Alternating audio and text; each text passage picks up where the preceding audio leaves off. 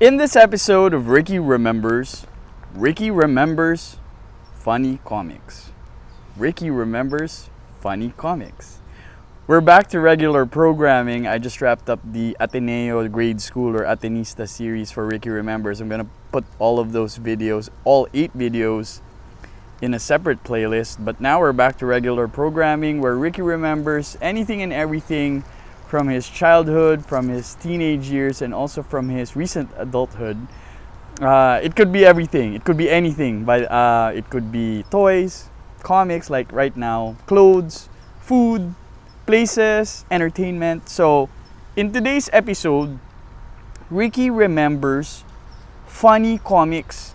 I think it was around grade 2 or grade 3, so I was around 8 or 9 years old when I got into funny comics. I think my first encounter or first experience of funny comics was when I was vacationing in the province.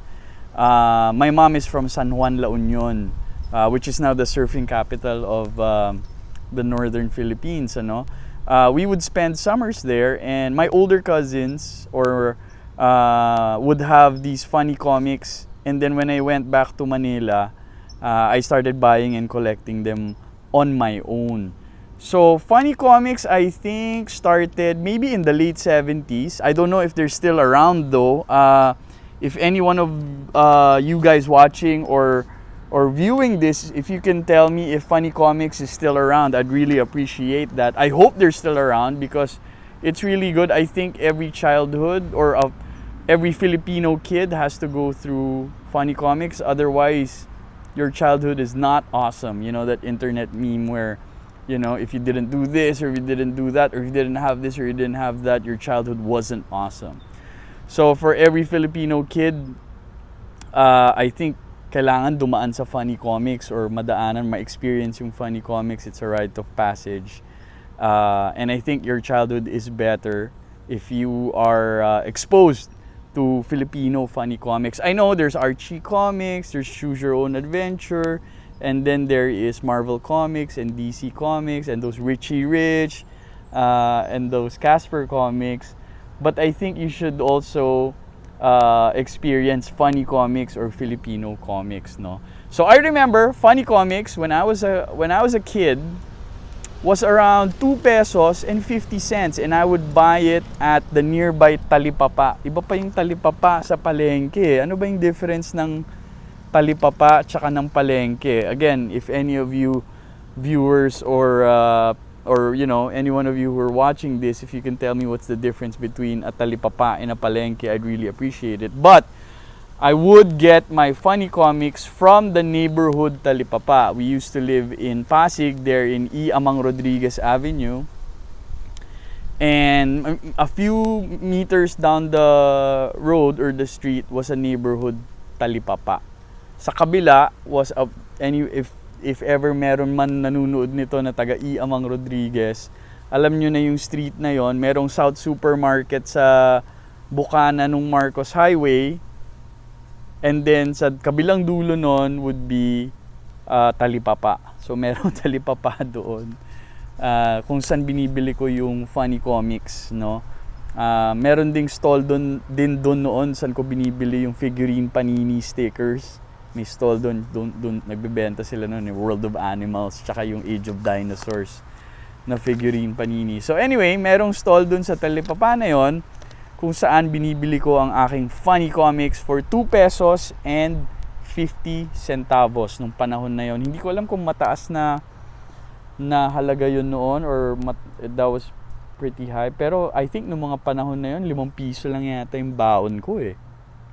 So, or 10 pesos yata eh. So, medyo malaki-laki rin siguro yung 250, ano. So, anyway, funny comics, I understand, started in the late 70s. I don't know if it's still around. What I remember from funny comics are the characters or the comic or the stories, one of which was NikNok. You guys remember NikNok? Si NikNok was very memorable because all he did was eat fried chicken. Favorite niyang pagkain, yung piniritong manok or fried chicken. And that's what his misadventures are all about. Yung hilig niya for fried chicken or piniritong manok. and yung shenanigans niya with his lola or his grandmother. So parang lagi silang naghahabulan ng lola niya or something like that. Or they would get into situations, si NikNok at ang kanyang lola. So NikNok mahilig sa manok or mahilig sa piniritong manok. I remember NikNok, he had that funny hair that actually looks like the palong of a manok. I don't know if that's deliberate. So NikNok, remember NikNok. I also remember Dax. I don't know if you remember Dax. Ang naalala ko lang sa Dax, parang ano siya, space adventures, parang it's based in space. Nasa space, parang spaceman siya or astronaut or something like that. I could be wrong, but I always remember that he was always in space and that he was wearing this costume that looked like a spaceman or an astronaut. So that's Dax. And then I also remember this other series called Darmo, Adarna. Nakakatuwa tong Darmo, Adarna. It's actually starring a little boy whose name is Dario, and then he will wish it, and then he will become Darmo, meaning he'll become like a bigger kid, a teenager or an adult. So parang big, no? So he was a child, and then magiging siyang si Darmo, Adarna. And then this is where it gets interesting. Si Dario has this pet chicken. He has this pet chicken, and when he transforms into Darmo, where he becomes a bigger kid, his chicken becomes this huge, gigantic bird. Like an eagle, almost like an eagle. And he would ride that eagle, and that they would do their adventures together. Darmo, Adarna, magsa-start out nga as manok, magiging malaking eagle, sasakyan siya ni Darmo, and then they would fly off. So it was this huge, gigantic bird na parang dragon, parang ganun yung nangyari. So I remember Darmo, Adarna. I also remember Superdog and his pal Tooting. Cute na cute yung pangalan na Tooting, ano? So there's Superdog, obviously he's a dog who becomes a superhero just like Superman. But just like Batman, he has a sidekick.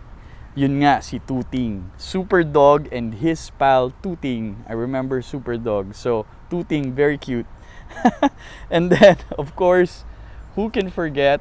Ricky remembers Planet of the Apes. It's very important that it's Planet of the Apes.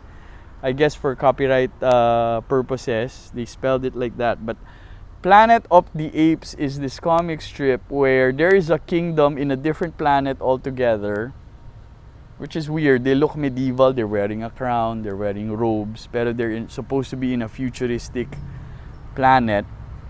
And it's about the adventures of Baby Bardagol. You guys remember Baby Bardagol, this giant ape who thinks like a child. And of course, the favorite character of everyone, si Matsutsu. So si Matsutsu is like, he's not exactly a jester, but you know, parang subject siya nung king. And you know, he always gets in trouble because he's this bumbling court subject, si Matsutsu and Baby Bardagol. For the life of me, please forgive me, I cannot remember the name of the king.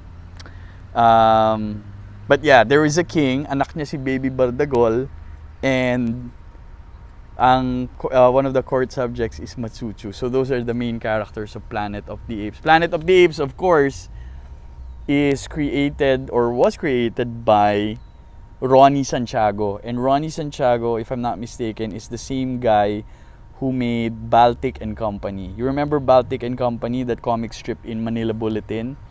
That's why some of the characters look magkamukha yung itsura nila. Magkamukha sila. Si Matsutsu na may bigote, di ba may character din sa Baltic and Company? Si Baltic himself, may bigote rin na parang kulot. So, that's why they look similar. It's because it's both created by Ronnie Santiago. You know what? I think the most compelling story that I remember from Funny Comics is Mancha.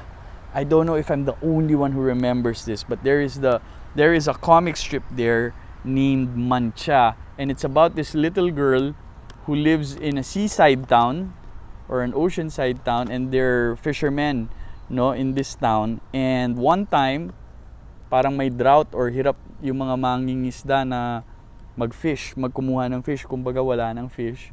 And this little girl befriends a shark? Is it a shark or a dolphin? Basta a shark or a dolphin, basta this big fish. She befriends this big fish who is named Mancha because the scale over the skin of the fish had blotches or had a pattern on it, and it looked like it was a stain, hence the name Mancha.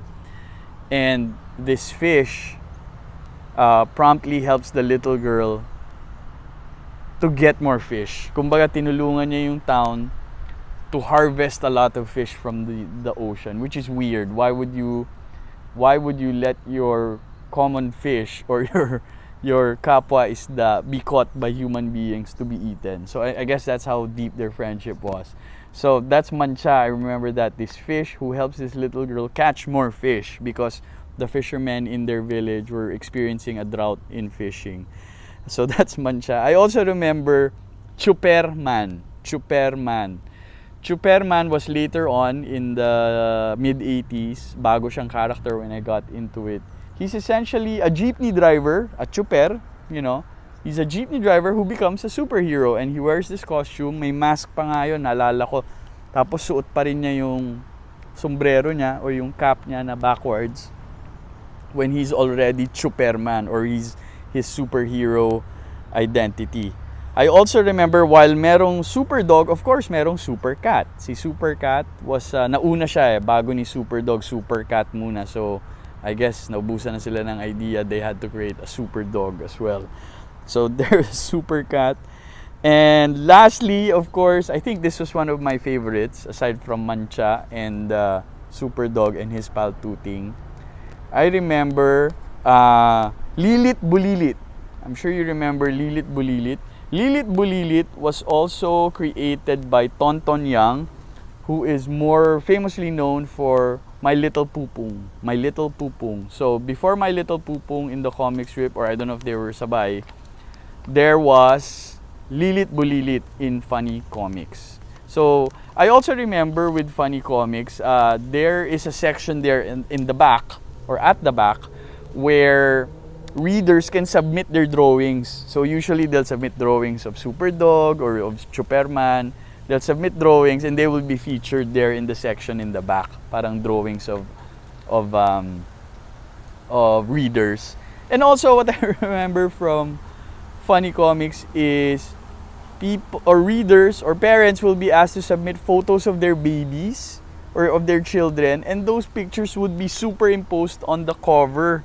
Parang if you feature sila dun sa cover, I guess so that, you know, more people will buy it or more people will read it because there's a chance that their child will be featured in the comic itself. It was either in the cover or there's a section in the back where they would all be featured and highlighted.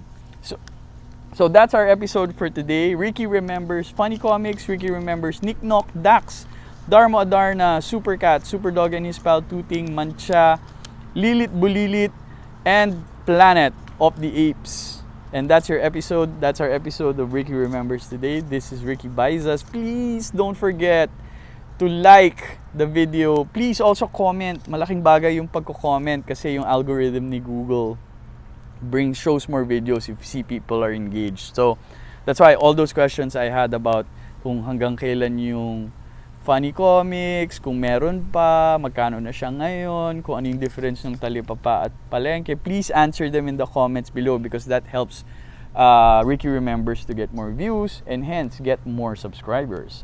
I'm currently at 128 subscribers. I need 872 more so that I can get 1,000 subscribers, guys. So please don't forget to click the subscribe button below and more importantly, click the notification bell so that you'll get alerted every time there's a new episode of Ricky Remembers. This has been Ricky Remembers Funny Comics. I'll see you again tomorrow. Thanks for tuning in today.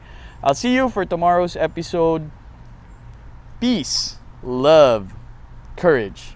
Thanks. Bye.